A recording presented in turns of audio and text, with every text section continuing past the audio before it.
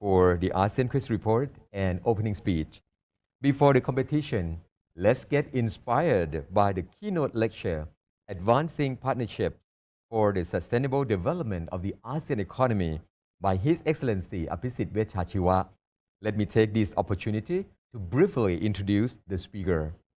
Apisit Vechachiwa was born on the 3rd of August, 1964. He got bachelor's degree, first class honors, in philosophy, politics, and economics, and master's degree in economics from Oxford University, the United Kingdom. He is married with 2 children.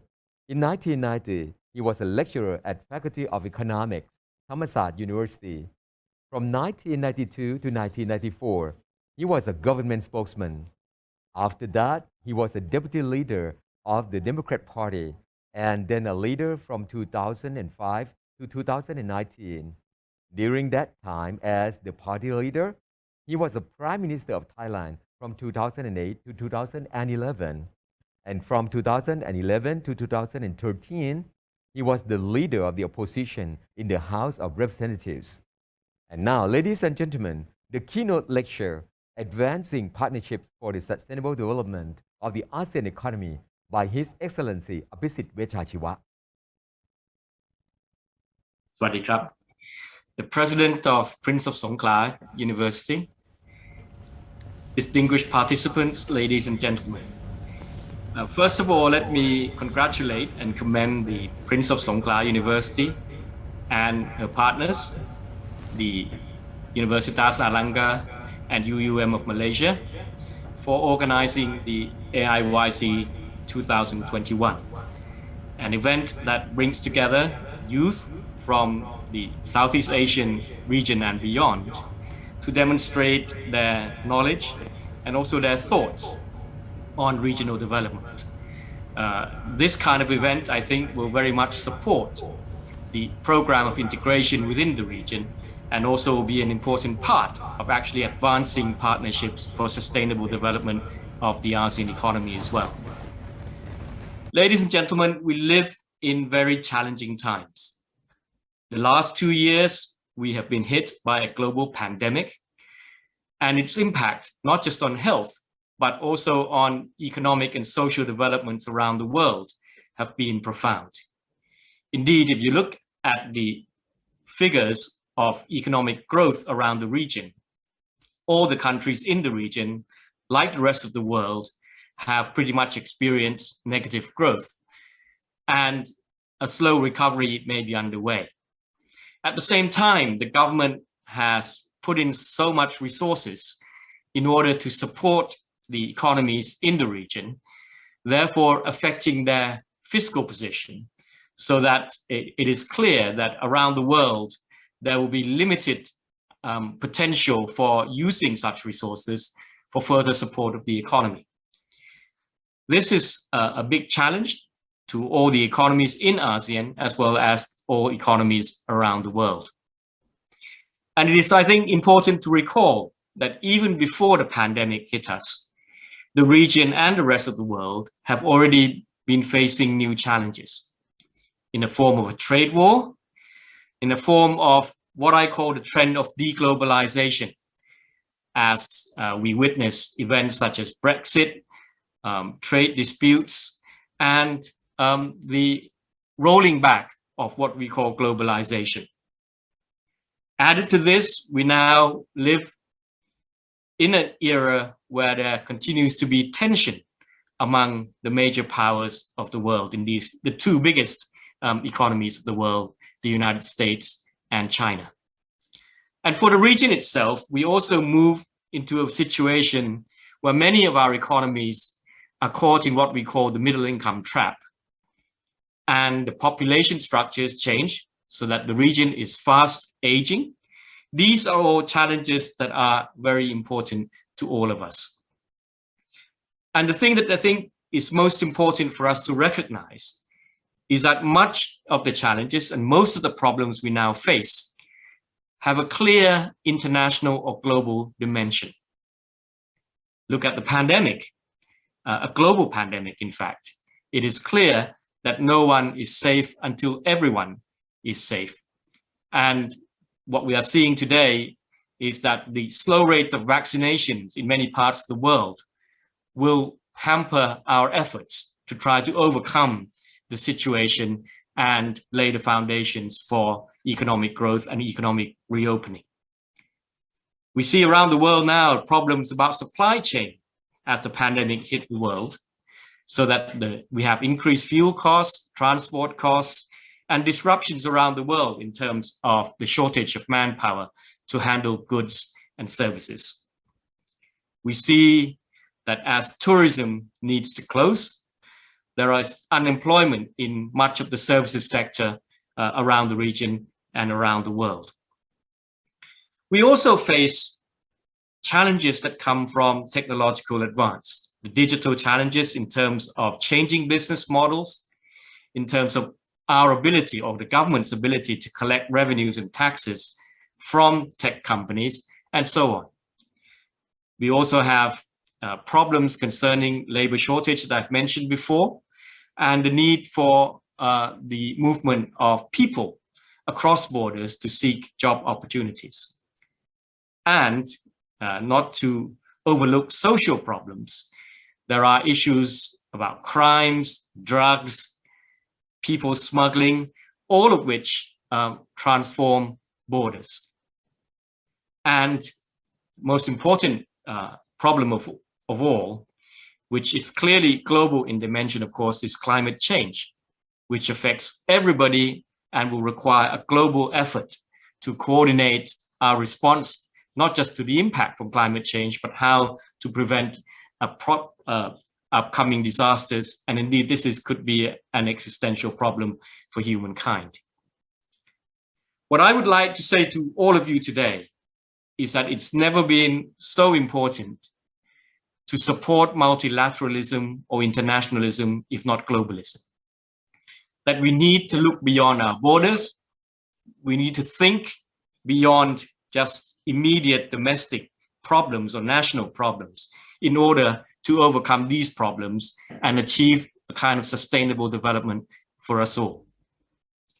And I will say to you that indeed, ASEAN's past success has always been due to us trying to look out.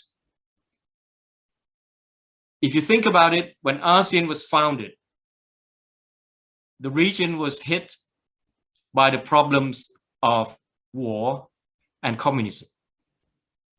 And instead of each country going it alone, the 5 founding countries decided that it was time to set up a regional organization or cooperation, an integration program that will help steer the region through that difficult situation.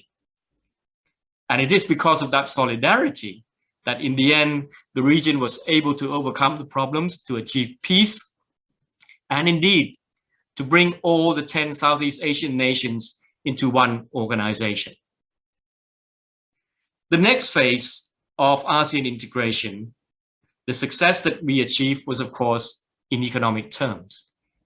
And again, that was due to the determination of leaders to be outward looking, to practice what is called open regionalism, and to forge ahead with integration programs.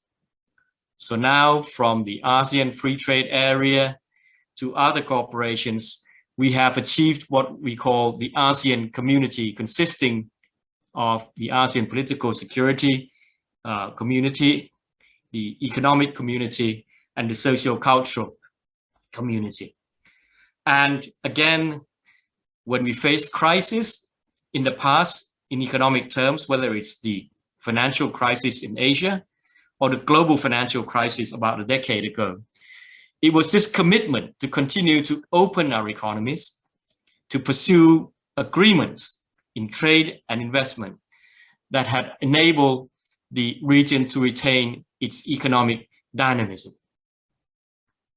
And as ASEAN has the ambition to provide centrality for much of the dialogue within the region, so ASEAN has the ASEAN Regional Forum on Security, and of course holds an annual event, the East Asia Summit, which includes not just the 6 dialogue partners that we have free trade agreements with, but also the United States and Russia.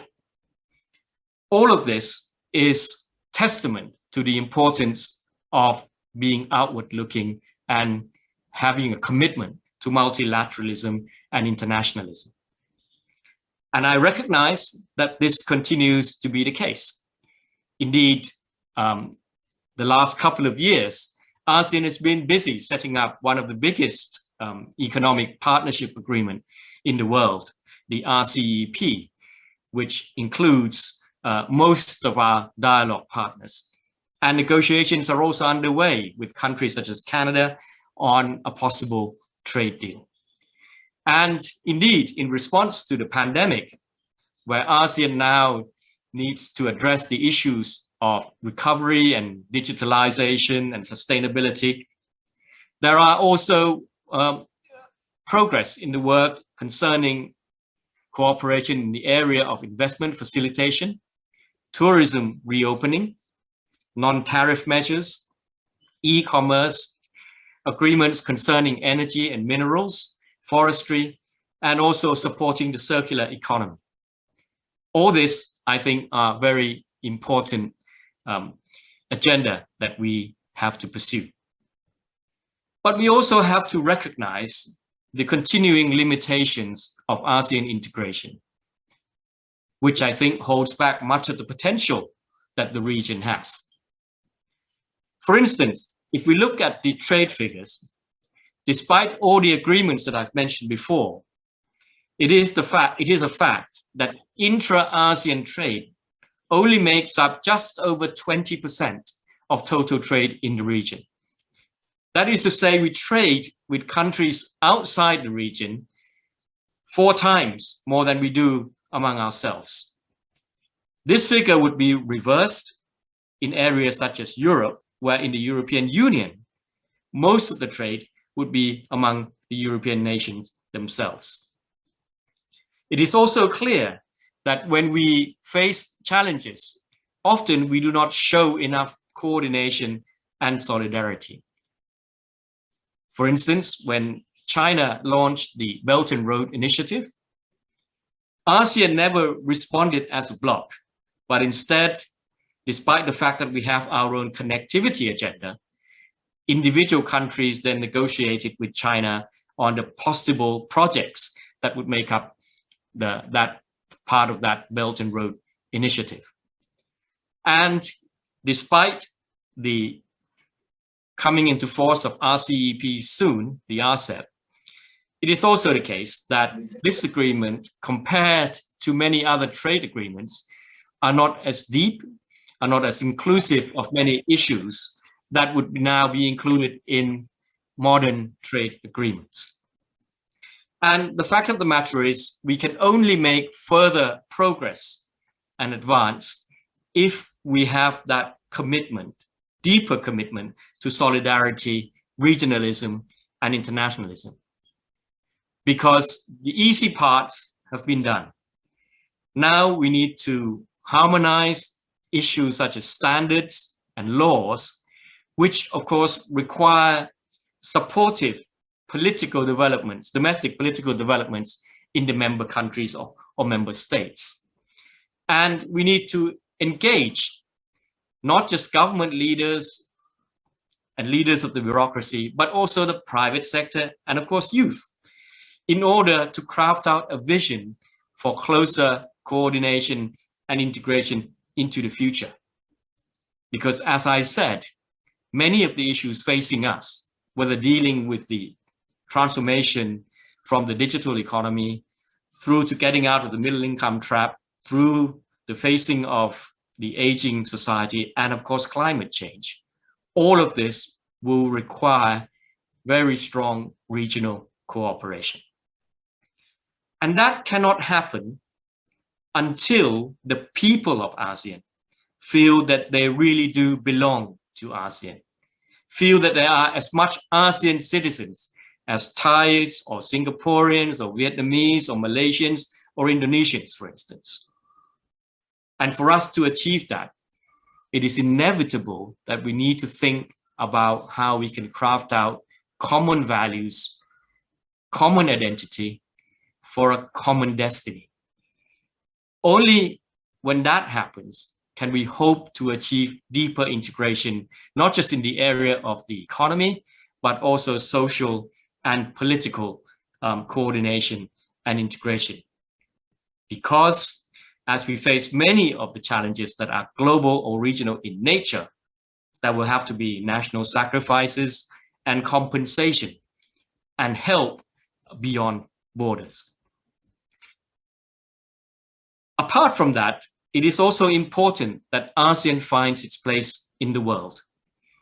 We pride ourselves on providing some kind of centrality, but we also have to recognize that without the evolving common values or identity that I've mentioned, there is this issue of credibility that ASEAN often faces. Indeed, if you take two important problems or events, first being the Rohingya crisis, the second being the political troubles in Myanmar, it is clear that the world expects so much from ASEAN. I am pleased to see that ASEAN has finally responded, but again, our response is often seen as either too late, too little, or too weak. So what I am vouching for is that we need to find a new ASEAN way. The old ASEAN way, where we operated through consensus, informality, served us well in many aspects, but also have held us back on many issues. And to seek this new ASEAN way, I am not proposing that we adopt values or ways that have been practiced by other regions.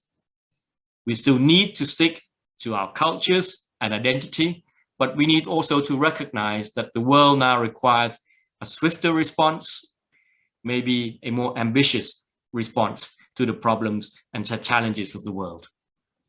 And to find this new ASEAN way, to develop these common values so that we have a common destiny and a common identity, we will need to engage the people. My hope is that young people, the youth who are participating in this event today, will play a very important role. I think young people, you have grown up under different circumstances and environment and recognize full well that your future is very much tied to global trends. And that if we narrowly focus just on national or domestic issues without looking out, without seeking cooperation and reaching out for new partners and allies, we will not be able to reach the kind of potential that is being offered to us by today's technology and indeed tomorrow's progress in technology. So I urge all of you, you have made a good start by participating in events like this, to join hands, to extend networks with your counterparts in ASEAN regions and beyond, so that you recognize how many of the challenges ultimately are challenges for humanity. Not just the issue of climate change, but also many economic issues, from growth to equality to sustainability. I hope that you will be able to find this cooperation through your extensive network and create a new ASEAN way to advance the ASEAN economy towards sustainable development in the future. Thank you very much.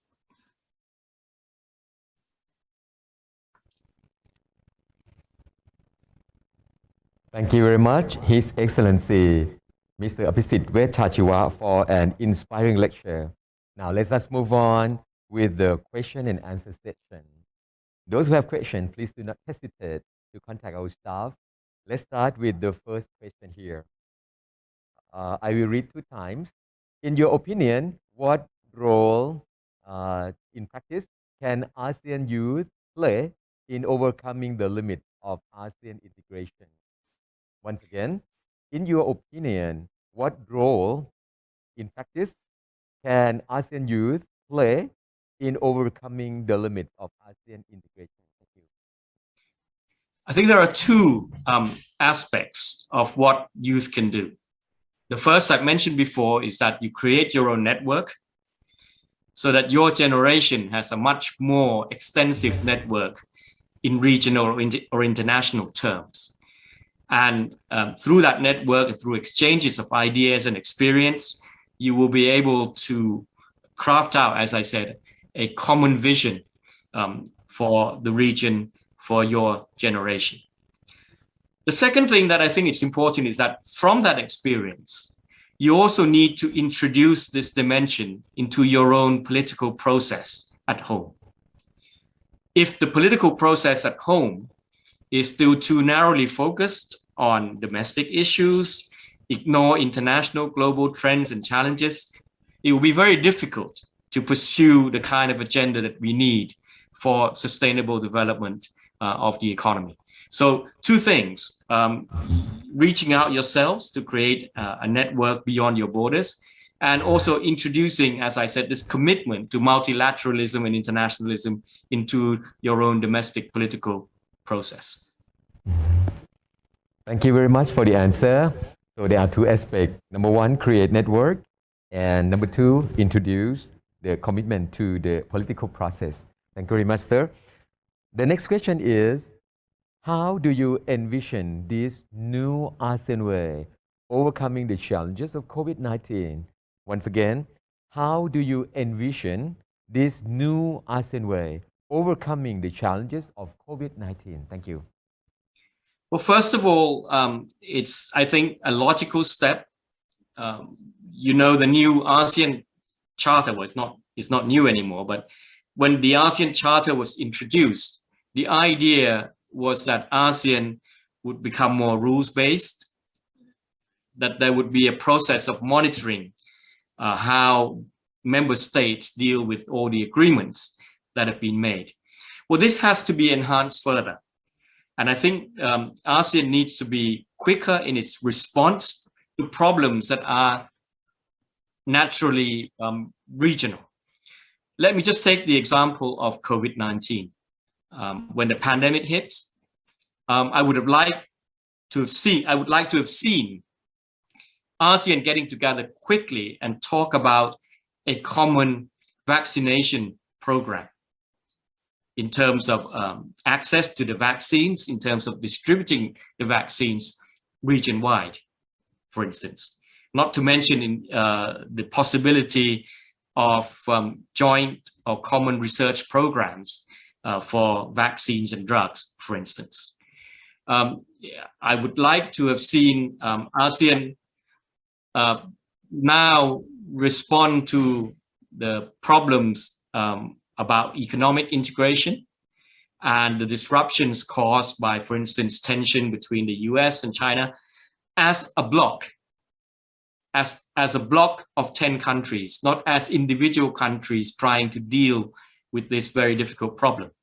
And indeed, looking even beyond the economic dimension, the tension between the US and China now place many countries in the region in a very difficult position, where we often feel we have to be taking sides, or we are being forced to take sides. We can sidestep that problem if there is more solidarity among the 10 countries. And we deal with the US, we deal with China as a bloc, to tell them that we do not need to choose sides, and that we can be friends and allies with both the United States and China to advance sustainable development for the whole world. Thank you very much for the clear answer. So we need to have some kind of common visions, okay, and then also common research programs, and we have to do it very quickly, and also we have to open up, economic integration, to global vision, global management, I would say. All right, and then we have to go as a block, not just individual. Thank you very much, sir. And the next question is, what do you think should be the short-term and long-term plans for ASEAN economy? What do you think should be the short-term and long-term plans for ASEAN economy? Thank you. Well, the short term, obviously, all the countries are now looking to reopen after the dealing with the pandemic. That requires two things. The first is to make sure the health situation is under control. So again, I would urge the ASEAN countries to fully cooperate on issues such as vaccination standards and further vaccination programs. Of course, there continues to be uncertainties in the health dimension. I don't know in other countries, but while some countries, people are waiting for their first shot of the vaccine, there are also people who are now onto their third or fourth or maybe even fifth shot of vaccination. This needs to be reorganized and planned. And for the reopening, in particular, concerning travel and tourism, it would be nice to see ASEAN have some kind of standards about how we open up to each other. You know, since last year, around the world, they talk about travel bubbles and so on. Maybe not quite travel bubbles within ASEAN, but at least ASEAN countries should set up the criteria and rules by which countries can open up and can admit travelers or visitors from other countries within ASEAN as a way forward for full reopening of our economies. In the longer term, obviously, we have to build on the integration program that I've mentioned, making sure that the RCEP come into force very quickly, seek new deals with countries. I mentioned Canada. What about the European Union? What about the UK post-Brexit and so on? These are the kinds of issues that face us. And when we talk about sustainable development, of course, the very issue of climate change itself, how ASEAN as a bloc can deal with all the problems in terms of carbon emissions, deforestation, the haze, which is almost annual or even more often than an annual problem here in the region. There needs to be a common response from ASEAN to these issues as well. Term would be we have to reopen, the region, especially in terms of health and then also the travel, and we should have some kind of common standard, how to open up to each other. We have to cooperate, and then in the long term, we have to build integration, and then we have to seek new deals quickly with Canada, EU or UK, for example, and then also we have to take good care of the climate change in the long term. Thank you very much, sir. And from your opinion, okay, the next question, from your opinion, how can we start for the real integration? How can we start with the real integration? Thank you very much, sir. With the real integration, did you say? Sorry? Yes. Because, I mean, in practice, sir, what should be the good way, to have some kind of good integration between ASEAN countries? I think there some of the issues are technical. So, for instance, we talk about obstacles at the border, whether it's physical, whether it's legal, whether it's in terms of regulations and standards. These have to be addressed. But I think what is more important than that is that integration cannot really deepen until the people within the region feel they truly belong to the region as much as they belong to their own countries. Okay, so that means that we need to care about whatever happens within the region and find a common solution. In all regions of the world where there is deep integration, countries have to give up certain kinds of control on certain issues and allow the region to be able to determine those decisions. Now, for that to happen, it has to be accepted by everybody in the region, which means that we need to create this sense of belonging. I think the European Union is a very good example in the sense that they have been able to deepen integration through this process by gathering around common values that they have set up. And I think Brexit itself is also telling, in the sense that if the people in a country within the grouping somehow feel that they do not share the values, that they do not have the right to participate and determine their future, they will say, no, we do not want to be part of this program. So integration can only build, can only deepen if we engage people in this program. And I think ASEAN still has a long way and a lot of work to do on this front.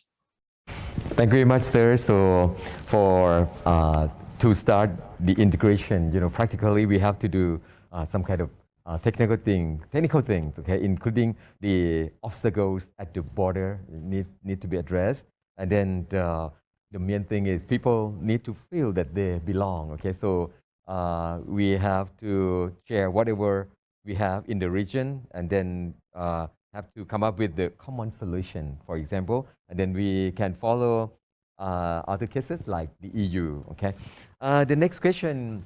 We have the question from Assistant Professor Dr. Subhadra Devisan, Assistant President for ASEAN Studies, Prince of Songkla University. So please.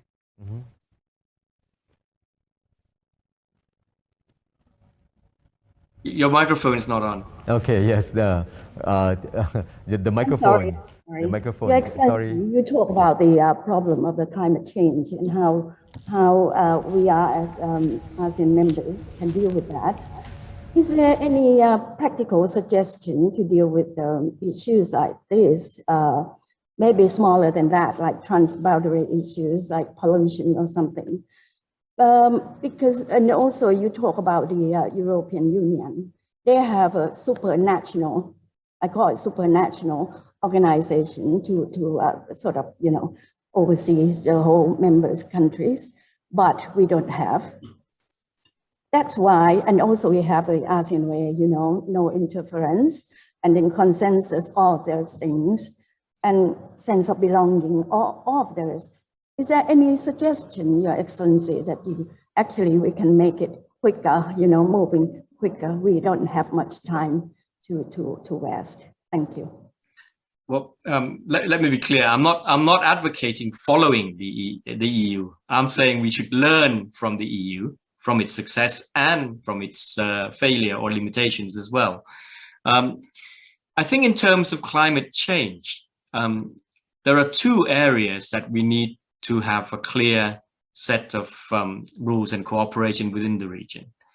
The first, of course, is emissions from industry, from transport and energy sectors. And here, I think, because we have plans on, integration concerning the grid, the energy, the grid, and so on, to see how the whole region can transition to clean energy. Okay, and in fact, if you work as 10 countries as a bloc rather than individual countries, there should be more options and opportunities. But we need to get together and work that out, rather than leaving individual energy plans for each member state to determine its own choices. Okay, so that's an example of where we should quickly get together. Likewise, the problems concerning forestry and agriculture. Again, we need to do the same. And if any country feels that by coming and agreeing on this kind of common plan, they somehow have to make sacrifice or lose out, then ASEAN should have some kind of compensation scheme, so that the more ready, the wealthier, or the more advantaged countries within the region can also help those that are in need of resources to make this kind of transition. And just one other thing that I should mention is, again, climate change, and we just had the COP meeting. Another good example is, why not have an ASEAN meeting before these kinds of meetings to formulate some kind of common ASEAN stance.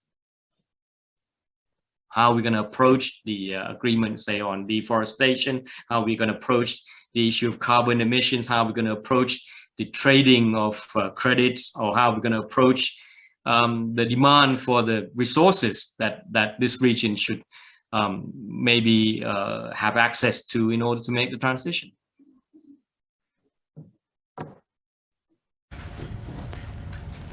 Okay, thank you very much, sir, for answering the question from Dr.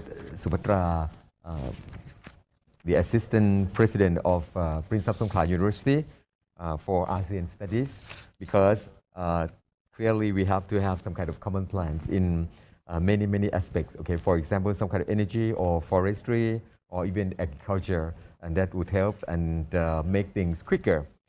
The next question I have on the screen here: do you think it is possible for the ASEAN to take a unified approach in addressing the migration crisis? Once again, do you think it is possible for the ASEAN to take a unified approach in addressing the migration crisis? Thank you, sir. Well, if you think about it, when we talk about having a community, I mean, this is a kind of issue that clearly we should be working together and have common standards. Indeed, you know, we talk about economic integration. Ultimately, if ASEAN wants to be an economic community, it will have to allow free movement of people, not just in labor terms, of people. So this is something that we need to deal with. Now, this is a very good issue to illustrate the point that I've been trying to make, which is that it can only be possible if there is joint political will and if there is enough support within each nation, each member state from the people, that we will have to allow this to happen. So again, unless we can bring people together to have a common sense of belonging, this is one of the most difficult issues that we will have to address.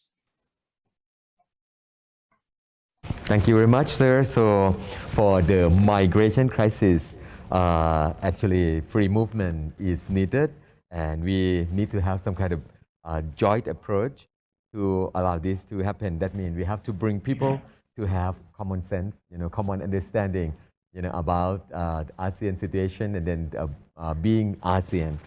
Okay. Okay. I have one more question right here coming up slowly. All right. Okay. Yes. Okay. Coming up, sir. Yeah. Let's see. Coming up. All right. Okay.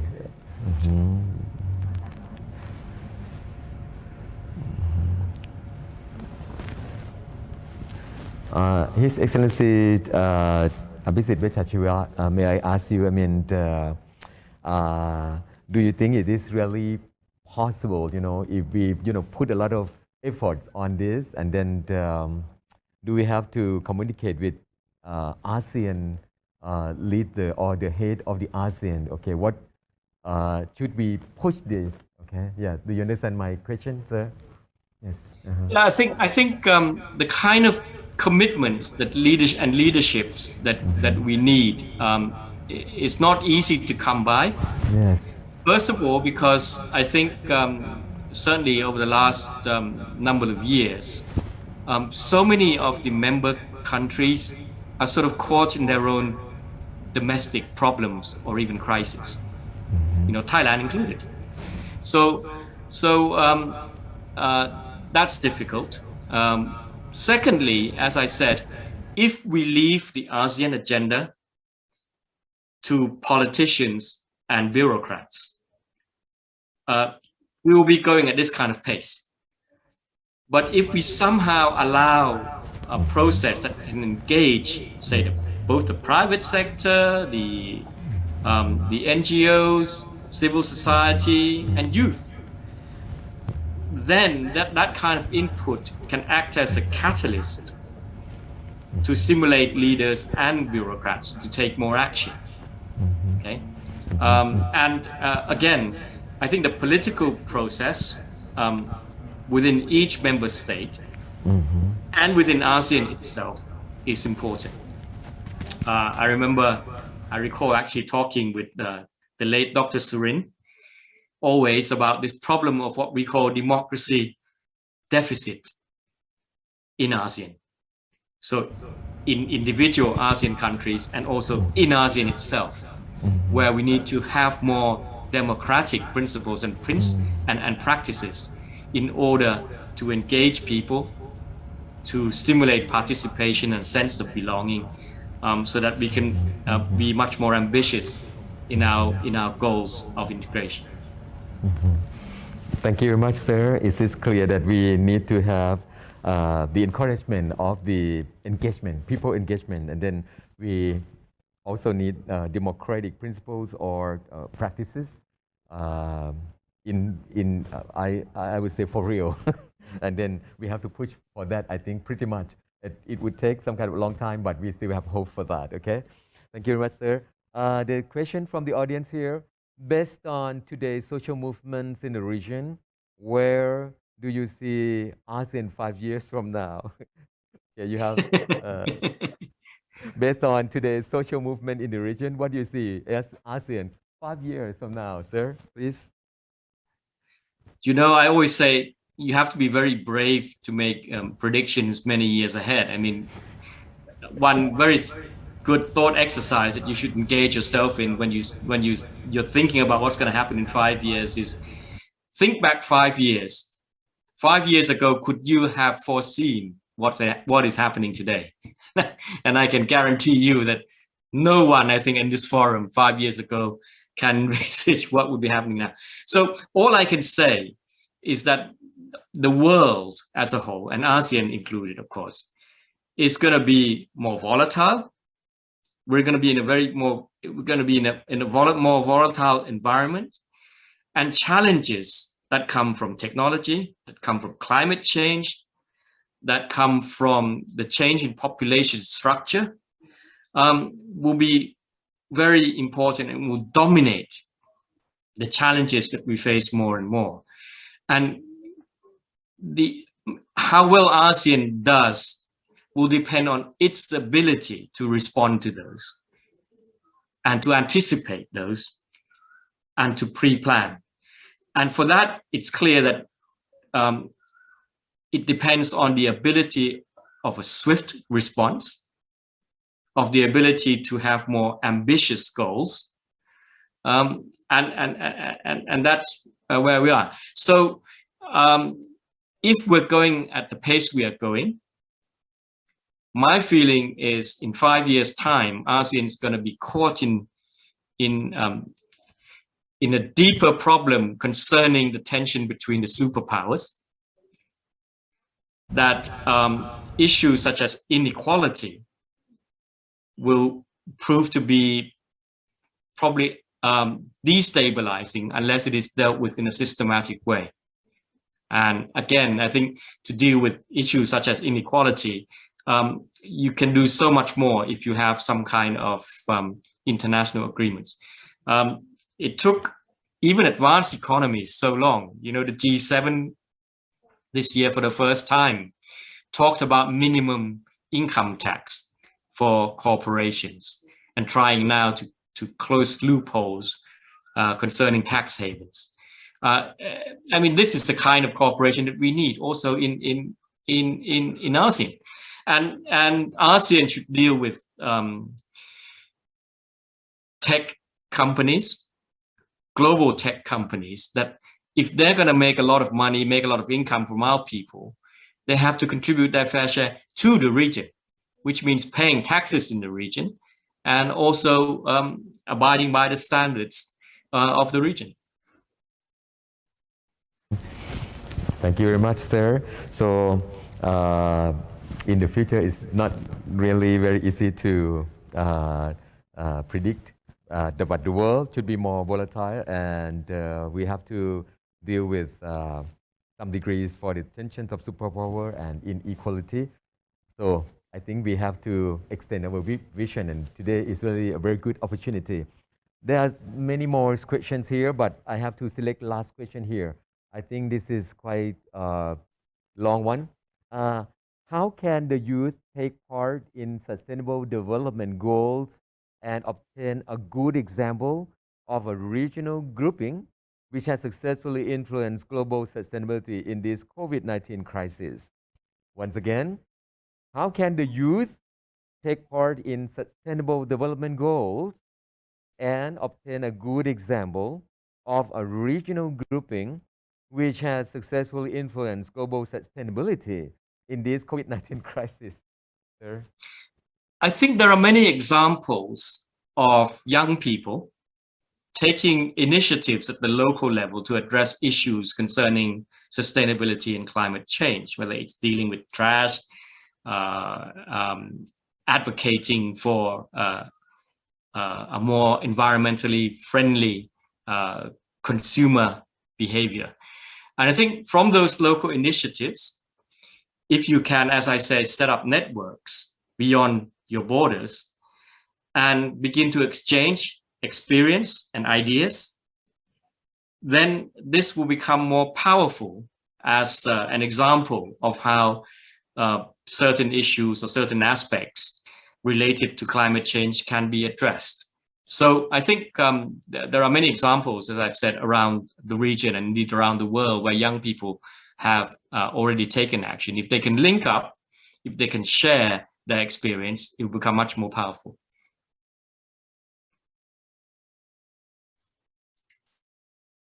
Many things, as an example, for the cooperation and the way to solve the problem, including the climate change and then the environmental friendly consumer behavior. Okay, so if we follow that, then the situation, would be better. And then, of course, as we emphasize for many times, we have to set network, and then we should have the cooperations to share the experience and then to help solve the problem.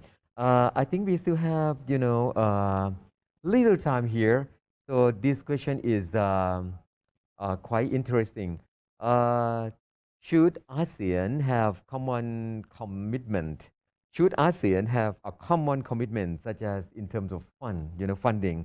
Should ASEAN have a common commitment, sir?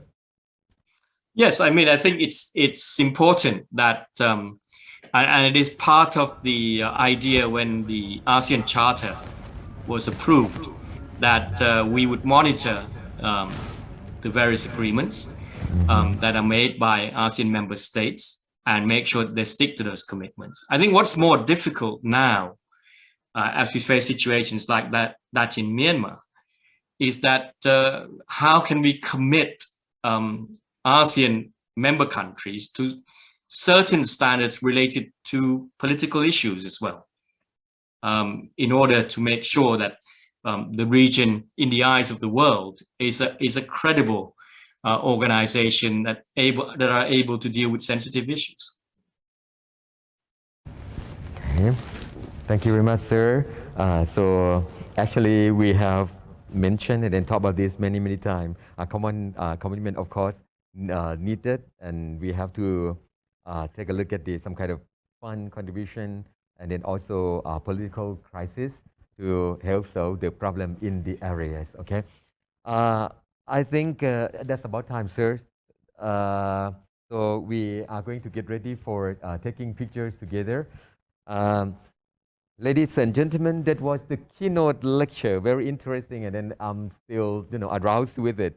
And then I have some more thinking and question in our mind, but the time is up, and then we have to move on with the competition. So that was the keynote lecture, Advancing Partnerships for the Sustainable Development of the ASEAN Economy by His Excellency Apisit Wechachiwa. We are immensely grateful to the keynote lecturer. And since this is such a golden opportunity for us, let us take some time to take pictures together, memorable pictures. I think the Zoom host and our technical staff are ready. Okay, so right now we are going to share the screen with the picture of a lot of participants especially VIPs, and of course, our honorable speaker, His Excellency AIYC2021. So it is really a golden opportunity, as I said. So let me check with our staff. Okay, we are going to take this important picture. Okay, showing the cooperation and then showing that we, have kind of start the commitment, to doing creative things together for our ASEAN. Is some kind of commitment too, and then it's some kind of inspiration for all of us. Okay, so are we ready? Okay, so people, okay, participants who are in the Zoom right now, okay, please get ready and bring confidence to you, and then get the inspiration out of get the aura from the inspiration from the lecture, and then some kind of inspiration from the competition as well. Okay, so get ready, smile, and I'm going to say 1, 2, and 3. Okay, and then another picture. 1, 2, and 3. And thank you, all honored guests, for the memorable pictures, and especially, I don't know how to say this, but I would say marvelous thanks to His Excellency AIYC2021 for the wonderful lecture, especially for me, and then for the audience, for the participant, under the topic Advancing Partnership for the Sustainable Development of ASEAN Economy. And we deeply appreciate your contribution, sir. Thank you very much, sir. And now we are ready It's a pleasure. for the Thank you. Yes, sir. And now we are ready for the competition. Okay, please